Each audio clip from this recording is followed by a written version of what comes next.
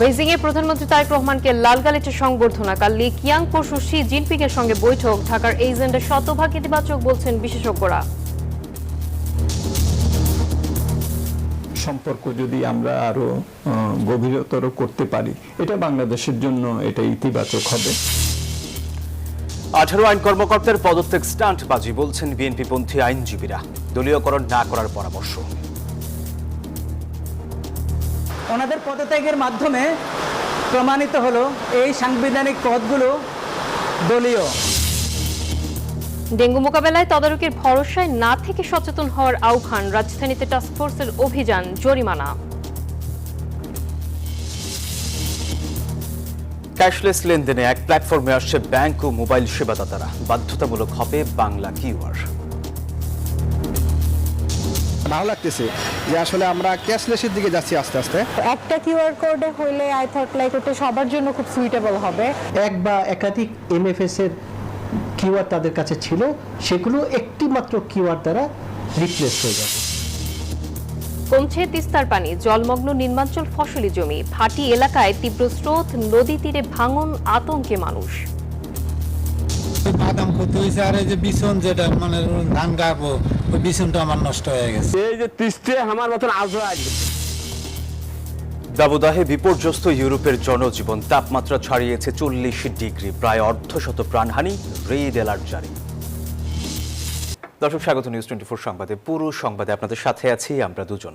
আমি সোহাগ বক্স এবং আমি নাফিস জামান। দর্শক দেখছিলেন সুপার বোর্ড সংবাদ শিরোনাম। এবারে পুরো খবর। প্রধানমন্ত্রী তারেক রহমান ও তার স্ত্রী ডাক্তার জুবাইদা রহমানকে চীনের রাজধানী বেইজিংয়ে লাল গালিচা সংবর্ধনা দেওয়া হয়েছে। দালিয়ান থেকে বুলেট ট্রেনে স্থানীয় সময় বিকেলে বেইজিংয়ের চাওমিং রেলওয়ে স্টেশনে পৌঁছান তারা। রেল স্টেশন থেকে প্রধানমন্ত্রীকে বিশেষ মোটর শোভাযাত্রায় রাষ্ট্রীয় গেস্ট হাউসে নেওয়া হয়। রাষ্ট্রীয় সফরে চীনে গিয়ে দালিয়ান প্রদেশে ওয়ার্ল্ড ইকোনমিক ফোরামের সম্মেলন শেষে প্রধানমন্ত্রী তারেক রহমান এখন বেইজিংয়ে। দালিয়ান থেকে বুলেট ট্রেনে বেইজিংয়ে পৌঁছান সরকার প্রধান। এ সময় স্টেশনের প্ল্যাটফর্মেই তাকে অভ্যর্থনা জানানো হয়। দেওয়া হয় লাল গালিচা সংবর্ধনা, ছিল গার্ড অব অনারও। বৃহস্পতিবার চীনা প্রধানমন্ত্রী লি কিয়াং এর সঙ্গে আনুষ্ঠানিক দ্বিপাক্ষিক বৈঠক অনুষ্ঠিত হওয়ার কথা রয়েছে।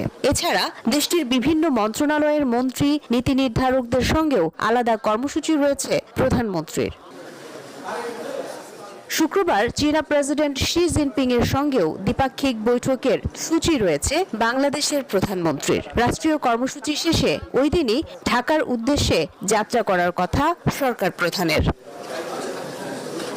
এর আগে বুধবার দিনভর দালিয়ানে ওয়ার্ল্ড ইকোনমিক ফোরামের বার্ষিক সম্মেলন সহ নানা আনুষ্ঠানিকতায় যোগ দেন তারেক রহমান। এবারের সম্মেলনে 90টিরও বেশি দেশ ও অঞ্চল থেকে রাজনৈতিক, ব্যবসায়ী, শিক্ষাবিদ এবং গণমাধ্যম অঙ্গনের 1700 জনেরও বেশি প্রতিনিধি অংশ নেয়। সাইডলাইন বৈঠকে কাজাখস্তান সহ বিভিন্ন দেশের সরকার প্রধানের সঙ্গে বৈঠকও করেন প্রধানমন্ত্রী। Marufa Rahman, news 24, Beijing, China. বাণিজ্য ঘাটতি ও ডলারের ওপর চাপ কমানো ও মেগা বিনিয়োগের রোড ম্যাপ সব মিলিয়ে প্রধানমন্ত্রী চীন সফরে ঢাকার এই এজেন্ডা প্রায় পুরোটাই অর্থনৈতিক। অর্থনীতিবিদরা বলছেন দুই দেশের মাঝে সম্পর্ক উন্নয়নে এই সফর খুবই গুরুত্বপূর্ণ।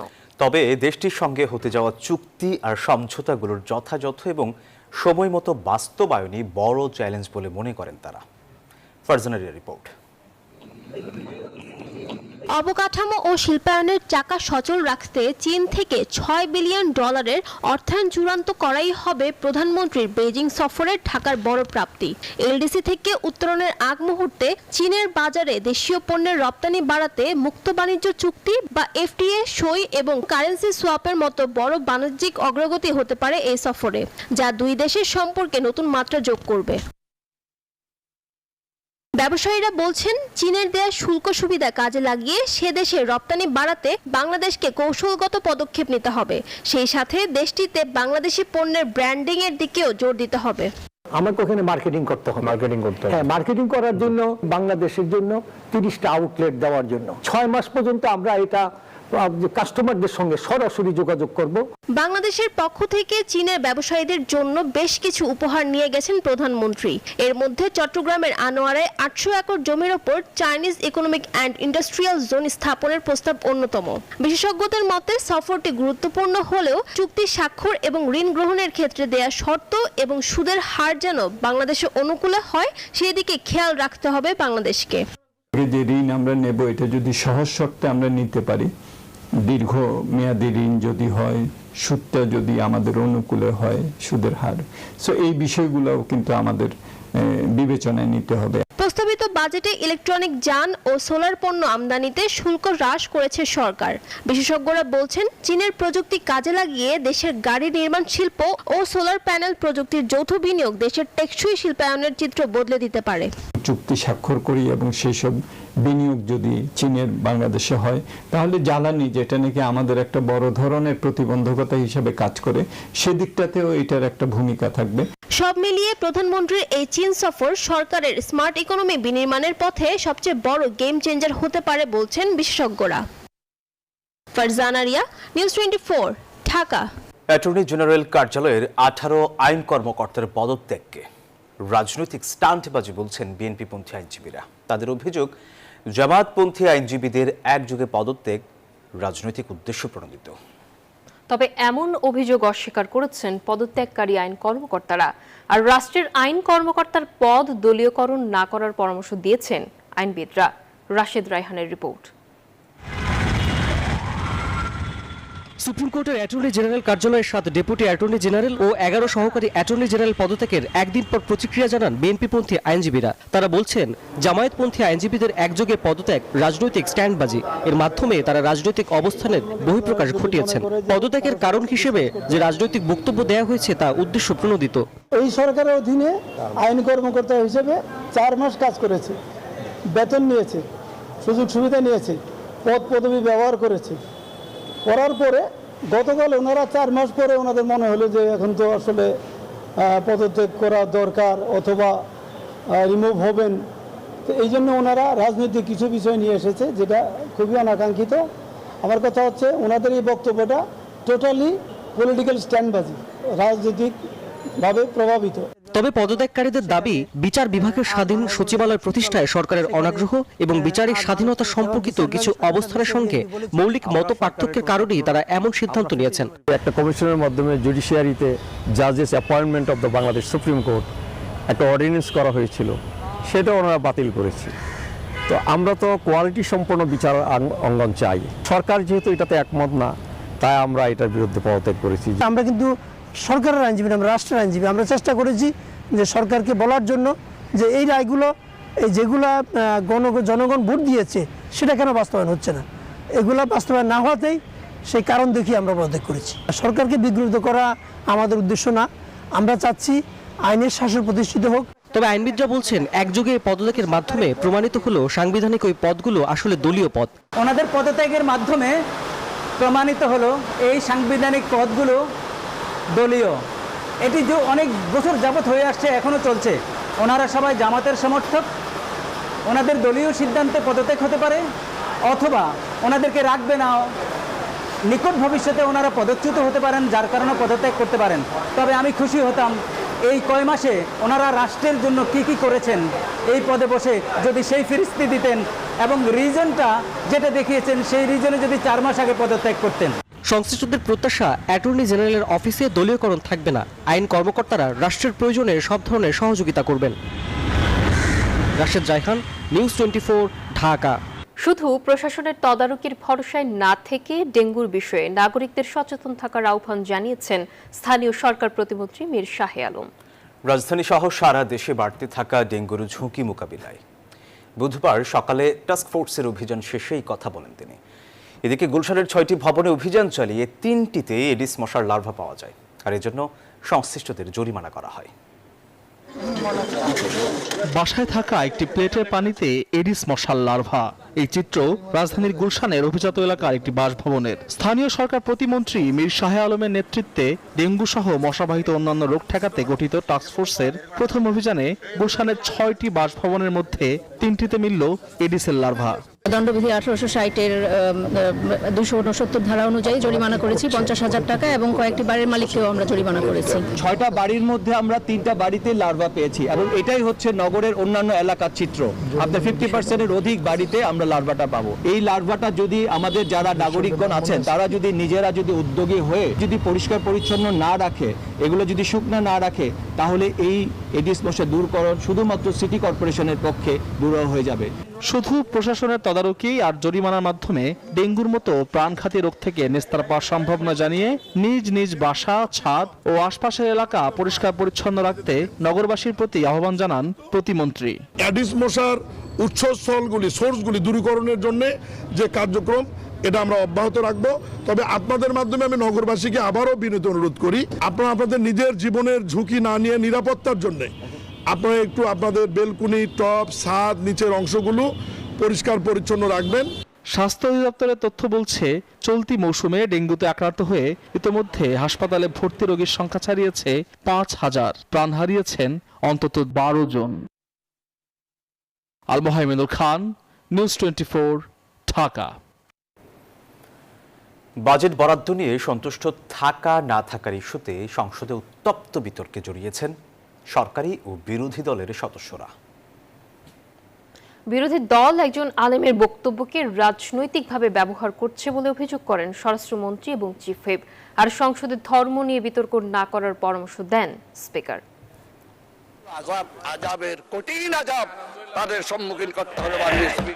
বাজেট বক্তব্য দিতে গিয়ে কোরআনের একটি আয়াতের এভাবেই ব্যাখ্যা দেন কক্সবাজার 2 আসনের সংসদ সদস্য আলমগীর মোহাম্মদ ফয়জুল্লাহ ফরিদ, জানিয়ে সংসদে তৈরি হয় বিতর্ক।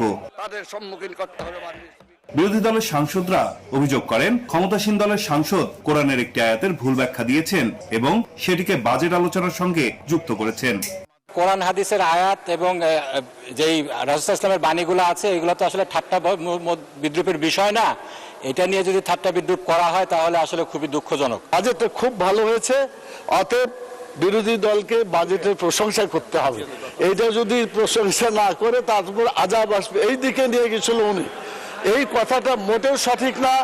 এর জবাবে ধর্মীয় বক্তব্যকে রাজনৈতিকভাবে ব্যবহার না করার আহ্বানও জানান স্বরাষ্ট্রমন্ত্রী।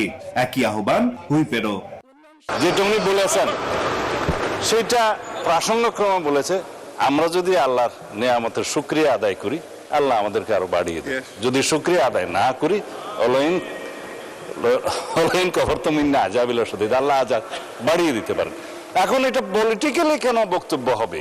আপনি তার কাছেও জিজ্ঞেস করতে পারেন তিনি ব্যঙ্গাত্মকভাবে বলেছেন নাকি অত মানে হৃদয় খুলেই কথাটা বলেছেন যে আমরা সবাই যেন সহিভাবে গ্রহণ করতে পারি। এই কথাটা তো মাহফুজুল্লাহ ফরিদ সাহেব তিনি স্বীকার করেন যে আমরা যে কথাটা বলেছি সেটা কোনো ব্যঙ্গাত্মকভাবে বলি নাই। পরে সংসদের ধর্ম নিয়ে বিতর্ক না করার আহ্বান জানান স্পিকার। এই দেশটারও 92% মানুষ মুসলমান, সুতরাং এগুলো নিয়ে সংসদে কোনো রকম বিরূপ আলোচনা হোক, এসব স্পর্শকাতর বিষয় এটা তো চাই না। এর আগে 23 জুন বিশ্বাসঘাতক দিবস হিসেবে পালনের কথা বলেন ক্ষমতাসীন দলের সংসদ সদস্য দেওয়ান মোহাম্মদ সালাউদ্দিন। এ সময় তিনি অতীতের রাজনৈতিক ঘটনা প্রবাহ ও বিভিন্ন নির্বাচনের সমালোচনা করেন। এমন একদিন হয়তো আসবে যে 23শে জুনকে বাংলাদেশের মানুষ বিশ্বাসঘাতকতার দিন হিসেবে উদযাপন করার প্রয়োজন হতে পারে। নাইম আল চিকো, নিউজ 24, ঢাকা। নগদ অর্থের ব্যবহার কমিয়ে ক্যাশলেস লেনদেনের পথে বাংলাদেশ। এজন্য ব্যাংক ও মোবাইলে আর্থিক সেবাদাতা প্রতিষ্ঠানগুলোকে আনা হচ্ছে একই প্ল্যাটফর্মে। জুলাই থেকে ডিজিটাল লেনদেনে বাধ্যতামূলক হচ্ছে বাংলা কিউআর। আর এই সময়ের মধ্যে অপারেটরদের অবশ্যই এই কোডের সব সুবিধা নিশ্চিত করতে হবে। গ্রাহকরা বলছেন, বাংলা কিউআর চালু হলে তাদের লেনদেন আরও সহজ হবে, ব্যবসায়ীদেরও ঝামেলা কমবে। নগদ অর্থের ব্যবহার কমিয়ে ক্যাশলেস লেনদেনে দ্রুত এগিয়ে যাচ্ছে বিশ্ব।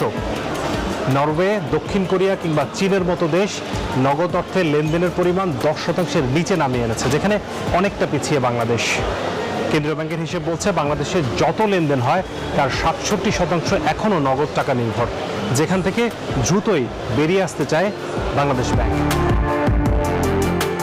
2027 সালের মধ্যে 70 থেকে 75% এবং 41 সালের মধ্যে 100% লেনদেন ক্যাশলেস করার লক্ষ্য সরকারের। সেই লক্ষ্য পূরণে 1 জুলাই থেকে বাংলা কিউআরের ব্যবহার বাধ্যতামূলক করেছে বাংলাদেশ ব্যাংক।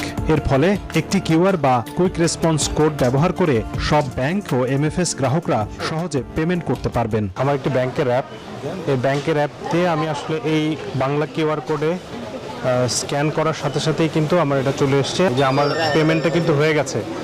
তার মানে এই বাংলা কিউআর কোড মানুষকে এতটাই সহজ করেছে, মানুষের পেমেন্ট সিস্টেম, যে একটি কিউআর কোডে সব ধরনের পেমেন্ট কিন্তু আপনি সব অ্যাপ থেকে করতে পারবেন। সেটি আপনার যে কোনো বিকাশ, নগদ, যে কোনো এমএফএস অথবা আপনার ব্যাংকের অ্যাকাউন্ট থেকে কিন্তু আপনি এটি করতে পারবেন, যেটিকে বাংলাদেশ ব্যাংক কিন্তু বাধ্যতামূলক করেছে 1 জুলাই থেকে।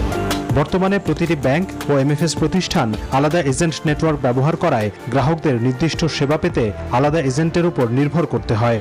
আমাদের অনেক ভালো লাগতেছে যে আসলে আমরা ক্যাশলেসের দিকে যাচ্ছি আস্তে আস্তে। আমার বিকাশ অ্যাকাউন্ট না থাকলেও আমি ব্যাংকের মাধ্যমে বাংলা কিউআর বোর্ডের মাধ্যমে আমি দ্রুতই পেমেন্ট করতে পারবো। এটা আমার জন্য খুবই সুবিধাজনক। একটা কিউআর কোডে হইলে আই থট লাইক ওটা সবার জন্য খুব সুইটেবল হবে। কিউআরের যে ট্রানজেকশনটা ছিল সেটা অলমোস্ট 10% 5% ছিল, এখন ডে বাই ডে কিউআরটা আপনার বাড়তেছে। বাংলাদেশ ব্যাংকের হিসেবে দেশে নগদ টাকার লেনদেন বন্ধ হলে টাকা ছাপানো বাবদ সরকারের অন্তত 20,000 কোটি টাকা সাশ্রয় হবে। এর ফলে লেনদেন সহজ হবে, কমে আসবে অনিয়ম, দুর্নীতি ও কর ফাঁকি, বাড়বে রাজস্ব আয়। আমরা যত ক্যাশলেস সোসাইটির দিকে যাব তত আমাদের টাকার প্রয়োজন কম হবে, টাকা ছাপানোর খরচও আমাদের কম হবে, সেখানে একটা সাশ্রয়ের ব্যাপার আছে। আমাদের আয় এবং ব্যয়ের মধ্যে যে একটা সামঞ্জস্য বিধান করে রাজস্ব আহরণ, এইসব জায়গায় এটার একটা ইতিবাচক ভূমিকা থাকবে, সুতরাং এটা খুবই ভালো। বাংলাদেশ ব্যাংকের আশা, বাংলা কিউআর ব্যবহারে সারা দেশে ডিজিটাল পেমেন্ট বাড়বে, ব্যবসায়ীদের খরচ কমবে এবং আর্থিক খাতে আন্তঃকার্যক্ষমতা উন্নত হবে। দোকান বলেন বা মার্চেন্ট বলেন, যারা কিউআর পেমেন্ট নিত তারা কিউআরই পেমেন্ট নিবে। তারা যে এমএফএস অ্যাকাউন্ট বা ব্যাংক অ্যাকাউন্ট যাদের আছে সেই অ্যাকাউন্টই তাদের টাকাটা জমা হবে, কিন্তু যে নির্দিষ্ট এক বা একাধিক এমএফএস এর কিউআর তাদের কাছে ছিল সেগুলো একটি মাত্র কিউআর দ্বারা রিপ্লেস হয়ে যাবে।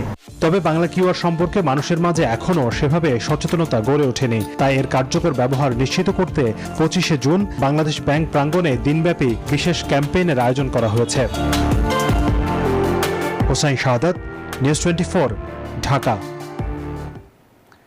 অতিবৃষ্টি আর উজানের ঢলে তিস্তার পানি কখনো বাড়ছে কখনো কমছে, আর এমন পরিস্থিতিতে আতঙ্কে দিন পার করছেন তিস্তাপাড়ের বাসিন্দারা। এদিকে নিম্ন অঞ্চল প্লাবিত হয়ে রাস্তাঘাট, ফসলি জমি তলিয়ে যাওয়ায় ভোগান্তিতে পড়ছেন চরের মানুষ। বিস্তারিত ডেস্ক রিপোর্টে। অতিবৃষ্টি আর উজানের ঢলের কারণে শঙ্কায় দিন পার করছেন তিস্তাপাড়ের বাসিন্দারা। কবশের বুধবার সকাল 9টায় বিপদসীমার 13 সেন্টিমিটার নিচ দিয়ে তিস্তার পানি প্রবাহিত হচ্ছে এমন রেকর্ড করা হয়। তিস্তা তীরবর্তী নিম্ন অঞ্চলের রাস্তাঘাট, ফসলি জমি পানির নিচে নিমজ্জিত হয়েছে। বিশেষ করে লালমনিরহাটের হাতিবান্ধা, কালীগঞ্জ, আদিতমারি ও সদর উপজেলার তীরবর্তী নিম্নাঞ্চলের বাদাম, মরিচ, পাট ও আমন ধানের বীজতলা পানিতে নিমজ্জিত হয়ে নষ্ট হওয়ার উপক্রম। আমার ওই বাদাম ক্ষতি হয়েছে, আর এই যে বিছন যেটা মানে ধান গাবো ওই বিছনটা আমার নষ্ট হয়ে গেছে। গরু ছাগল এলে তো আমার মন কিন্তু ক্ষয়ক্ষতি হয়, এলে মুরগি চড়াই এলে কি চড়াবি। এখন আমার নদীতে কন্ট্রোল চাই, সরকার থেকে আবেদন আমার নদীতে কন্ট্রোল চাই।